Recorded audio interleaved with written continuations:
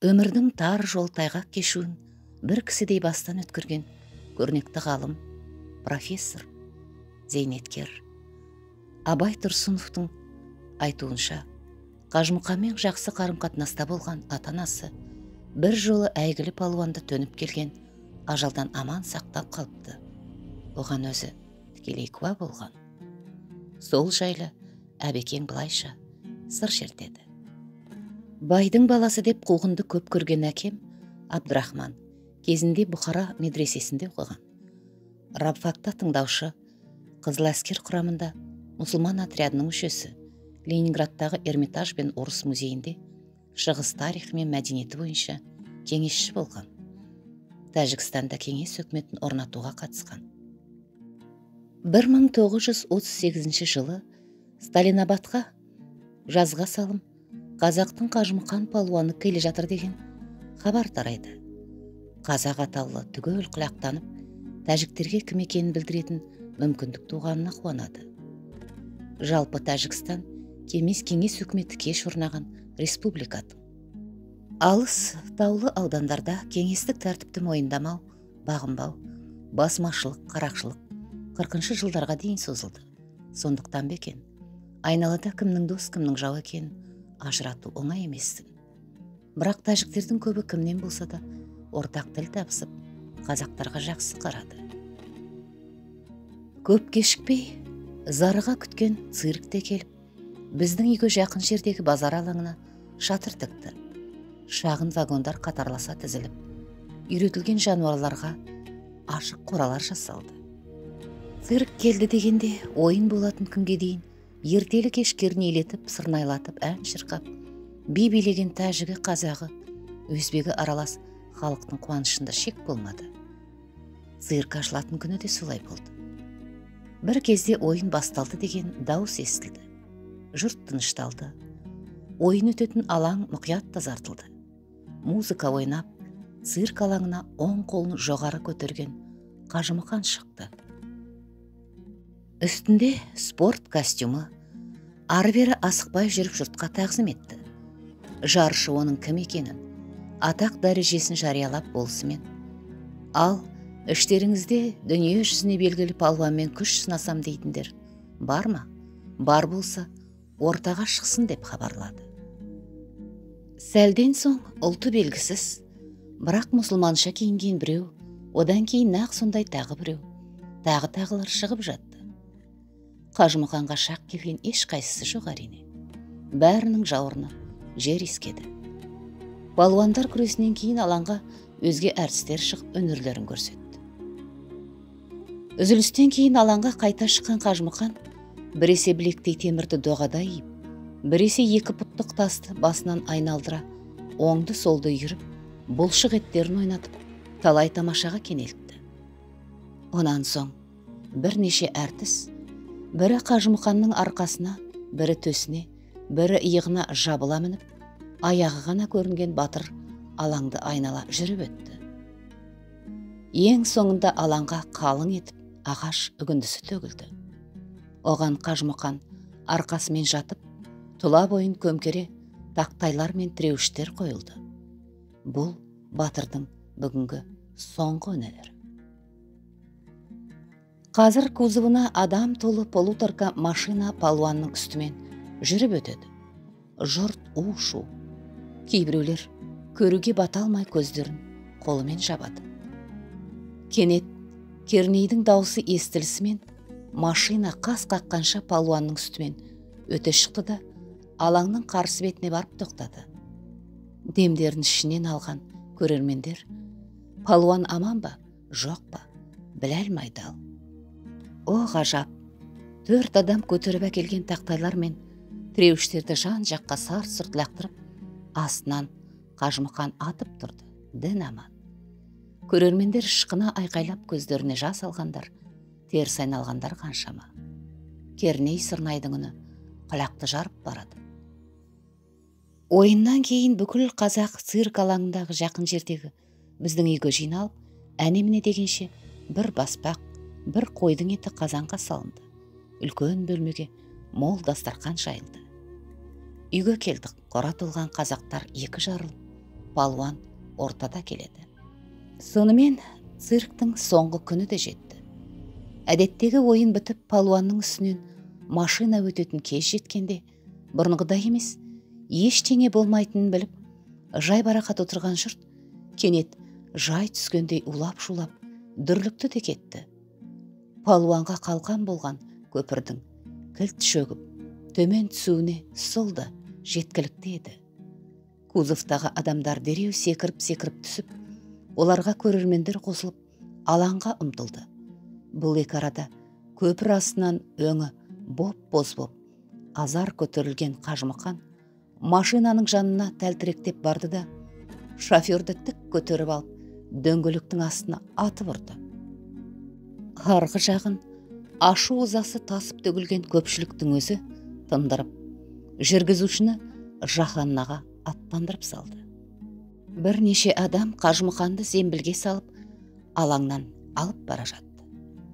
Содан бастап, палуан сахнаның сыртында жан тәсілім етіпті. Шофердің өлімі үшін тұтқынға алыныпты. Түн жарымда әлдебіреулер тауға қашырып жіберіпті дегендей, бірінен бірі өтетін небір қорқынышты өсек аяң гулеп берсін.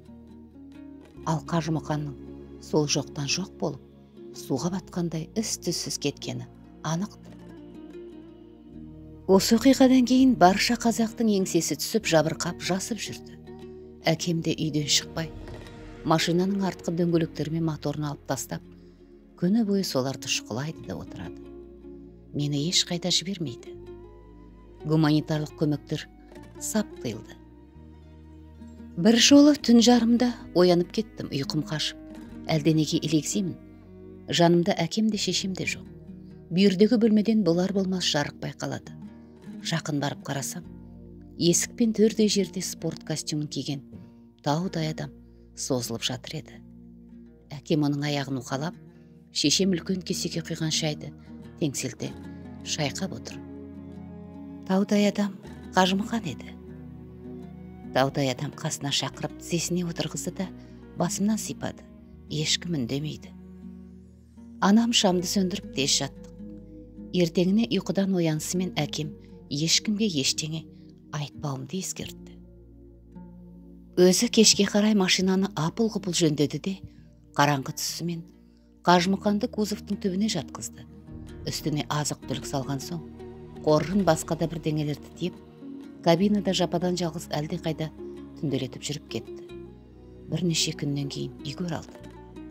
Әкемнің аман есен келгеніне, Қажымұқанның қауіп-қатерден құтылғанына шүкірлік етті.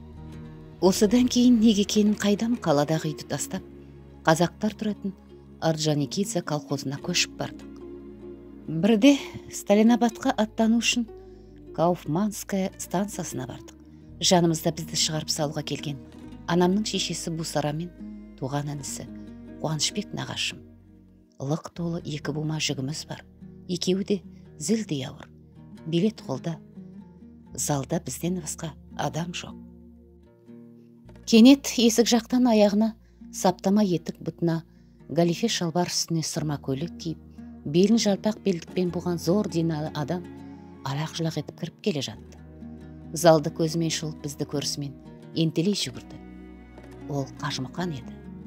Аяқ астынан мәре-сәре болдық та қалдық. Қуанышбек нағашым перронға шығып кетті. Қажымұқан анамның жанына отырып бірдемелерді айтып жатты. Мен оның тізесіне шықтым да, жырық-жырық құлақтарының біріне азар ілініп тұрған оймақтай қызыл етті жайлап ұстап көрдім. Басын қозғаған сайын оймақтай ет діріл қағып қозғалады. Дүрдиген үлкен мұрнында түртіп қалсаң, түсіп қалатындай көрінеді. Кенет есіктен көрінген Қуанышбек нағашым пойыз келе жатыр, тоқтамайды екен деп дауыстады. Асығып аптығып сыртқа ұмтылдық. 2 буманы 2 қолына ұстаған Қажымұқан перронға шыққан соң бірін әжеме, бірін нағашыма ұстата салып пойызды күттік. Пойыз таяла бергенде алдымен вагон ішіне мені доптай атып жіберді. Ізінше анамның мінуіне көмектеністі. Онан соң орғып барып, пойыз жүрісіне ілесе алмай, кейін қала берген нағашым мен әжемнің қолындағы 2 бума жүк пен жеңілдету заттарды әкеп алдымызға тастады да, қош бол, Абдрахманға сәлем айтты байқалады. Дауысы тарғылданып құмығып шықты. Көзінен жас ыршып кеткендей көрінді. Пойызға отырған соң анам мені көпке дейін сөйлетпей, ананы мынаны айтып қақпайлай берді. Тек Сырдариядан өткенде ғана шешіліп. Қажымұқанның құлақтары неге жырым-жырым дегенімде, ол жапон палуанның ісі деді. Онан соң кілемге үсті басына сабын жағып шыққан судандық зәңгінің аузына шеңгелін салып, бас терісін сыпырып алғаны жайлы айтты. Бәрін білуге құмартқан мен Сталинабадта оны не үшін өлтірмек болды деген сұрадым. Барлығында бұрыннан жақсы білетін анам: ол жергілікті НКВД адамдарының ісі. Қажымұқанды жапон тыңшысы деп көзін жойып, біреулерге жағынғылары келген болса керек. Бірдеңе десе, машина астына түсіп өлген өзі дей салу түк емес. Алайда арам ойлар іске аспай өздері ит болды.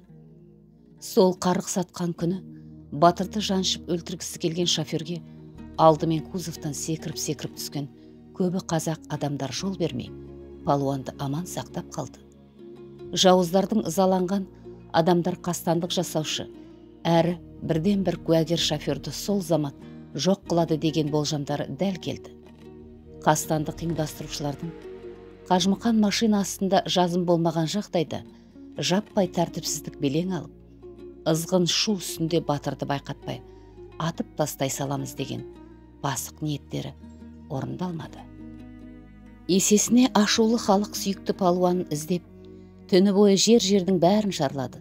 Цирк вагондары мен базардағы қойма дүкендерді қиратып, тас талқаны шығарды, жойды, бүлдірді. Бірақ батырды олар да, қаскүнемдер де таба алмады. Қастандық жасалған кештегі апақ-сапақ кезінде Қажымұқанды әлде бір сенімді адамдар көрші үйдің қорасы арқылы біздің үйге келіп жасырып, өздері палуан қашып кетті деген лақап таратып жіберді. Тіпті Амудария арқылы өз қолымызбен Ауғанстанға шығарып салдық деуші адамдар да табылып жатты. Қажымұқан дүрбелең біткенше біздің үйде жатты. У-шу сайбырлаған соң әкем Динау, Сурхандария, Қашқадария арқылы палуанды Самарқан жақтағы Жизақ өлкесіне апарып, сондағы азуы 6 қарыс қыпшақ ағайындарының қолына тапсырды. Олардың бас көтерер азаматтар тездетіп, Ташкент арқылы Мәскеумен байлансады. Ондағылар Қажымұқанға ешкім тиіспесін деп жарлық берген соң ғана палуан еркіндікке шығып, Ташкент маңайындағы ел жұртты аралап қонақ болады. Сонда анам екеуміздің келгенімізді естіп, бізді іздеп табады екен. Қажымұқанға Сталинабадта жасалған қастандықтың сыры осындай.